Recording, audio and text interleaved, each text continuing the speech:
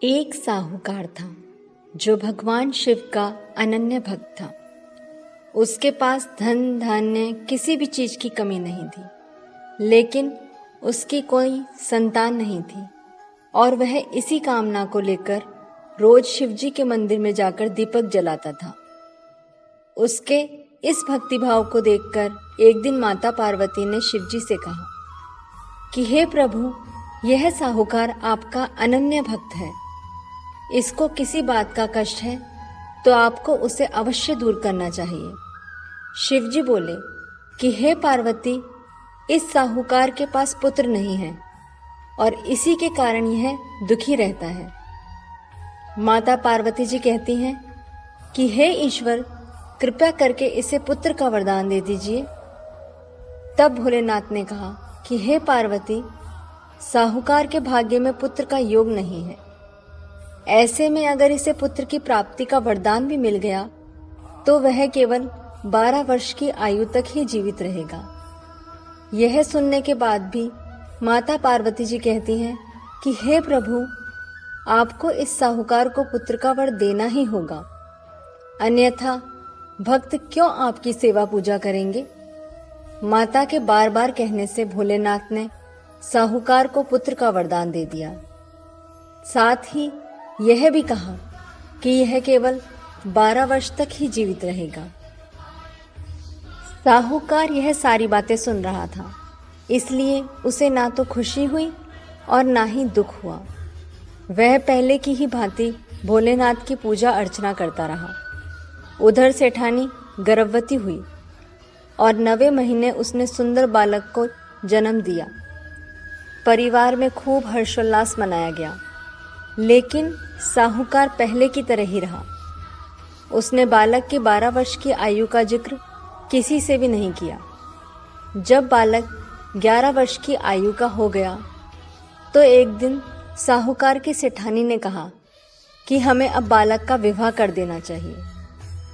तो साहूकार ने कहा कि वह अभी बालक को पढ़ने के लिए काशी भेजेगा।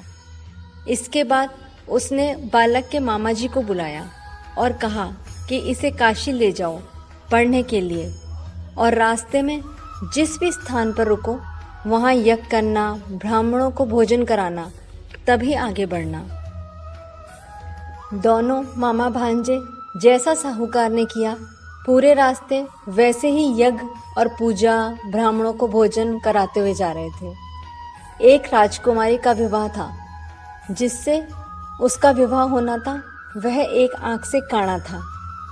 तो उसके पिता ने जब अति सुंदर साहूकार के बेटे को देखा तो उनके मन में आया, क्यों ना इसे ही घोड़ी पर बैठाकर शादी के सारे कार्य संपन्न करा लिए जाएं। तो उन्होंने मामा से बात की और कहा कि इसके बदले में वह अथाह धन देंगे। तो वह भी राजी हो गया।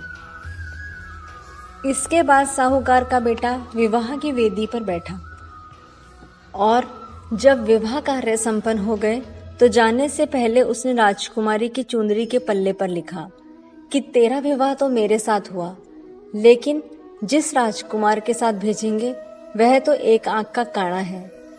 इसके बाद वह अपने मामा के साथ काशी के लिए रवाना हो गया।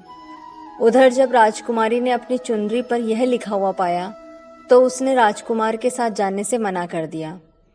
तो राजा ने भी अपनी पुत्री को बारात के साथ विदा नहीं किया। बारात वापस लौट गई। उधर मामा और भांजे काशी पहुंच गए थे। एक दिन जब मामा ने यज्ञ रचा रखा था और भांजा बहुत देर तक बाहर नहीं आया तो मामा ने अंदर जाकर देखा तो भांजे के प्राण निकल चुके थे। वह बहुत ही परेशान हुए, लेकिन सोचा अभी रोड़ना पीटना मचाया तो ब्राह्मण चले जाएंगे और यज्ञ कार्य भी अधूरा रह जाएगा। जब यज्ञ संपन्न हुआ तो मामा ने रोना पीटना शुरू कर दिया। उसी समय शिव पार्वती उधर से जा रहे थे। तो माता पार्वती जी ने शिवजी से पूछा कि हे प्रभु, ये कौन रो रहा है।